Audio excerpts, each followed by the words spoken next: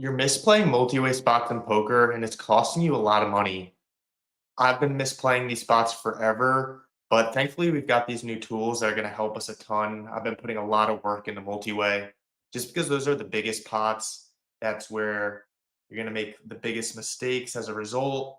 And our opponents aren't studying these spots themselves. So if we even put a little bit of study into this, we're going to just crush them. So GTO Wizard just added it. You could see they have an upcoming coaching three-way flop strategies as the pre-flop raiser. I was previously I was previously using Prometheus Poker. This was really the only tool for a while. See, we'll go to post flop, pick a spot. We'll just run some stuff through Prometheus real quick, and then we'll compare it to GTO Wizard just to see how GTO Wizard's tool is, if they're comparable. We'll run a similar spot and compare the strategies. And assuming they're pretty similar, I'm gonna transfer most of my study over to GTO Wizard. But if you want to join a community of like-minded poker players, study these spots, things like limped pots, make sure you check the top link in the description below. We're doing study meetings every Wednesday night, discussing these non-intuitive spots that pop up so frequently. A lot of the stuff we study from Raise Your Edge or Pads on Pads Poker, it's going to be a lot of study geared towards playing 5Ks online or 25Ks at Triton. And unless you're just an absolute super crusher, we're not going to be playing those fields that often. So our focus should be on playing weak players, exploiting soft mid stakes live fields, things of that nature, where we're going 4 or 5 ways to the flop.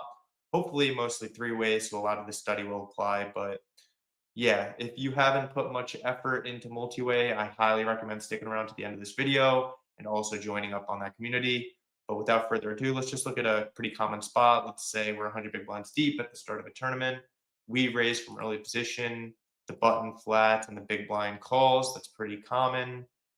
And yeah, it'll be pretty simple to play an ace king X flop. Yeah, it'll be pretty simple to play a king queen X flop. But what about when it comes low middling? And something I've noticed when it does come middling, the small blind has a good amount of leads. Let's say it's 10-10-8 or 9-9-7. Just some non-intuitive leads you wouldn't really think about, especially deep stacked. We'll take a peek at that. And then the big blind is going to be pretty traditional, like the very low connected boards without a two, or with the high card being a five, because then a lot of ace X from early position connects with those hands. Whereas if it's 7-6-5 or 6-5-4, the big blind is going to have a lot of nut potential where early position does not. So you'll see leads on those flops. So let's just assume big blind gets the low boards.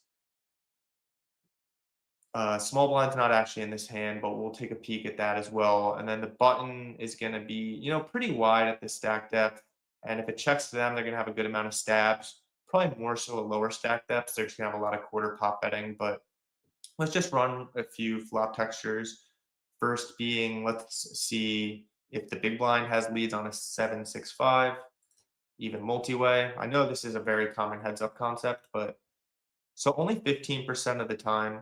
And I suppose the reason being under the gun still got all the overpairs. They should have all the sets, whereas if it was 20 big blinds effective, they're not going to have fives and sixes as often. Seven starts becoming the bottom.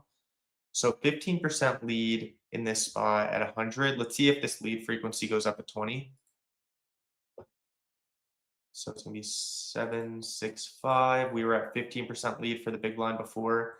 And as you can see, it does go up 27%. Reason being, under the gun's got less sets now. They're not necessarily going to even have 9-8 suited. They're for sure not going to have, let's say, 4-3 suited. That's just not even in there where the big blind has that for sure, as we could see.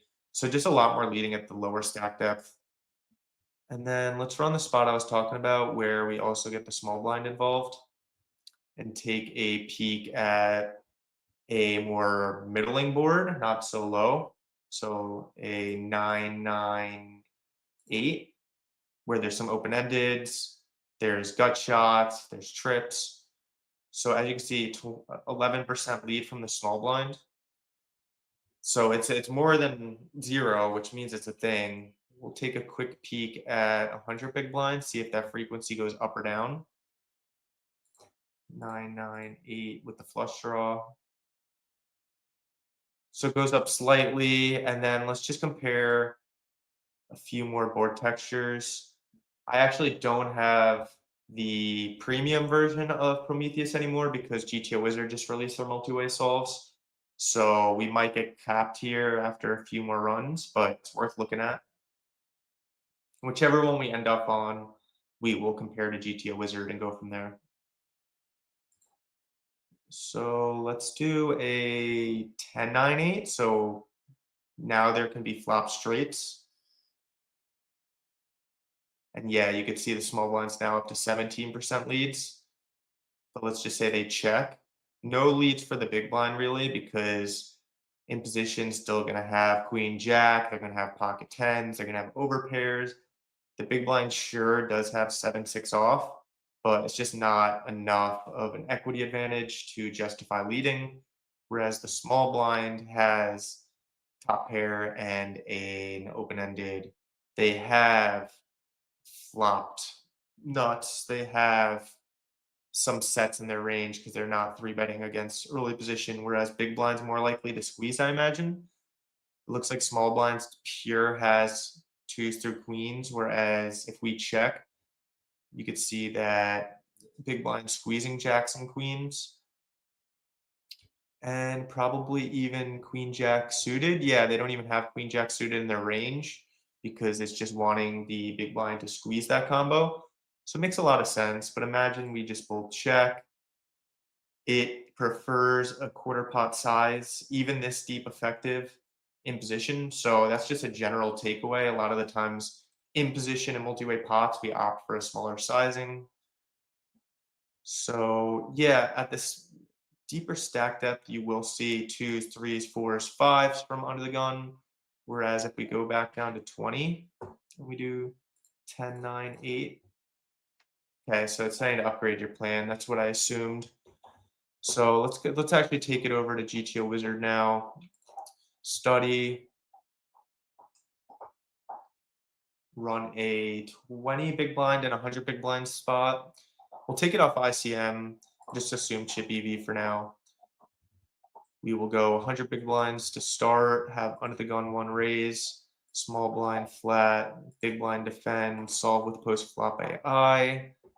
We won't adjust the ranges for now. We'll just assume standard GTO ranges. But that is something you can do, and that's what will take you to the next level even further, is going in there, adjusting ranges, saying, hey, my opponent's not opening this combo, or they're not nearly this tight, depending on whether they're super tight or super loose. You can adjust for all those factors and tailor your strategy accordingly. So let's take a peek at that 10-9-8 two-tone. See if small blind still has a 17% lead. So GTO Wizard has it 11%, slightly less of a lead frequency. However, it's still more than 0%, which is pretty similar. And then it had big blind hardly leading, only 4%. Let's see if that rings true with GTO Wizard. Okay, GTO Wizard doesn't want big blind to lead at all, which makes sense. And then let's see if it agrees with the small sizing. So it's using a dynamic sizing. It's just picking one. Let's add a sizing. So if you click this pencil, it's just doing the 66%, which I think a lot of people would opt for at 100 big blinds deep.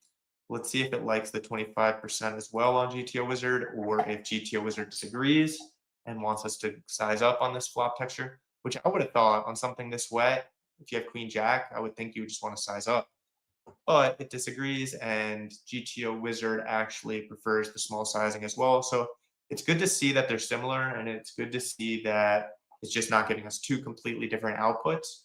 So it's safe to say that they're using pretty similar math or multi-way algorithms to solve these spots. But yeah, pretty cool. And then we'll compare this to 20 big blinds, which is what I was trying to do in Prometheus, but they cut us off. Fortunately, GTO Wizard, there is the premium version you're looking at, so we can do as many of these as we need. So let's just go back to solutions library, change it to 20 big blinds, see how the strategy changes when we are a bit shallower effective. So small blinds, flatting range now should be a lot tighter. They're not liberally flicking in some of these suited one gappers, two gappers, things of that nature. Same with big blinds. It's going to be a similar range, except for now they're squeezing all in more. Still don't have queen jack suited, so keep that in mind. Create solution. Run out that same flop of 10, 9, 8 two-tone where there are flop nuts. Middling board that favors the small blind. So at the shallower stack depth, we are seeing way less leading from the small blind. And reason being, they don't have queen jack suited in the range now. Makes sense. That's probably just shoving pre-flop now. It's a good combo. Let's go back to the pre-flop ranges to just confirm that. 20 big blinds, under the gun one raises, small blind, queen jack suited shoving. But what if our opponent isn't shoving these combos? That's something we can consider. And this is an exercise I highly recommend doing. And if you're not comfortable with doing this, definitely check out that top link in the description below, and we can run through how to do this step by step in, very detailed manner. Have hundreds and hundreds of hours repping these things out. So let's say they call and big blind defends, but we want to say, hey, our opponents in our local game or in our soft low stakes online games, whatever you're playing, let's just say you don't think that the small blind accidentally clicked the big blind. We don't think the small blind is shoving these suited Broadway combos. So we're going to have to adjust for that. So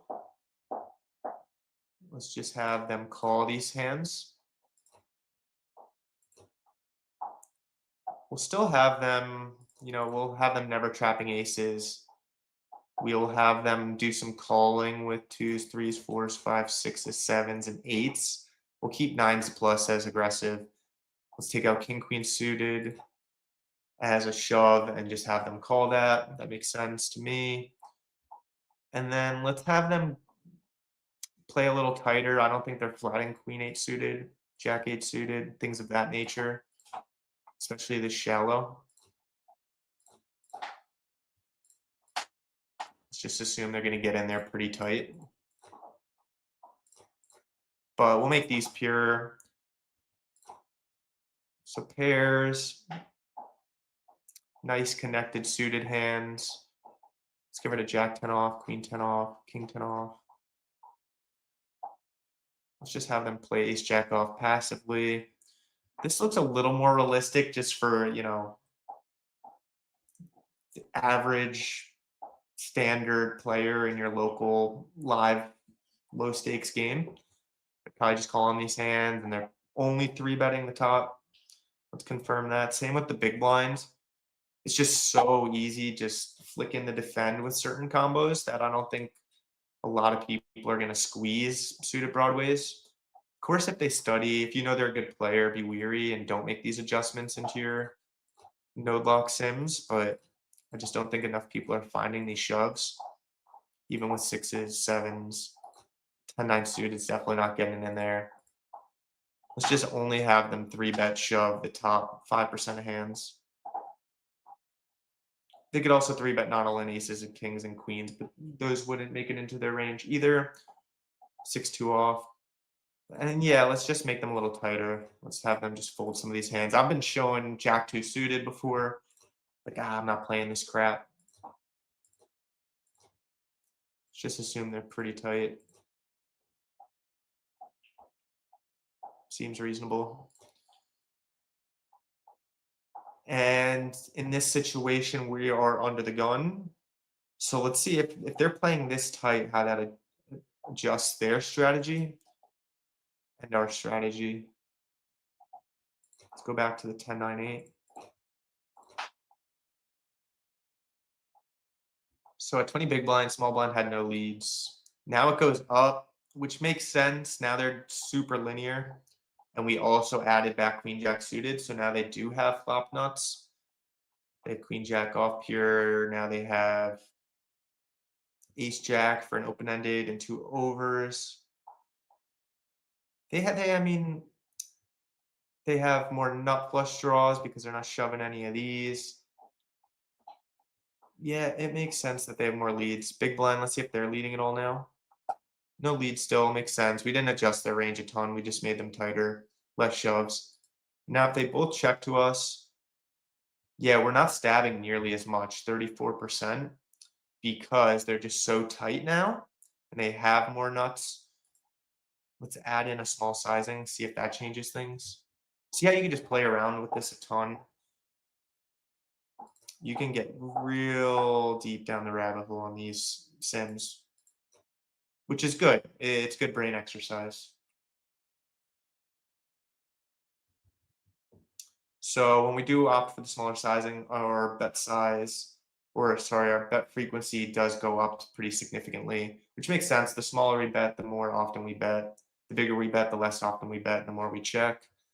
So that was 62.3%. What if we just go back to the standard default sim without making any adjustments, see how much more imposition bets? We already know there's less leading from the small blind based on the default GTO sim, but the people we play in these games aren't playing perfect GTO, so it's really, really important to make these node lock adjustments. But knowing the foundation of the general GTO output is also super important. Just knowing which way to deviate to each extreme. And then if we do end up playing a really solid player, like you're at the win and Alex Foxen sits to your left, yeah, then we just followed the GTO default output because he's going to be playing pretty solid, pretty close to the best of GTO. I'm sure he's making a lot of adjustments. Don't get me wrong, but you're less likely to get exploited if you're playing these strategies against a solid player. So yeah, less leading from the small blind. Let's see if under the gun stabs more. So not really with this big sizing, but what about with the small sizing?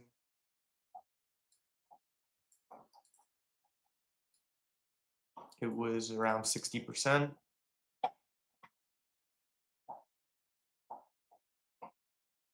So it went up a little bit, but not a ton. I guess in general, you're just going to do a good amount of stabbing for a small sizing in position, regardless of your opponent's strategies.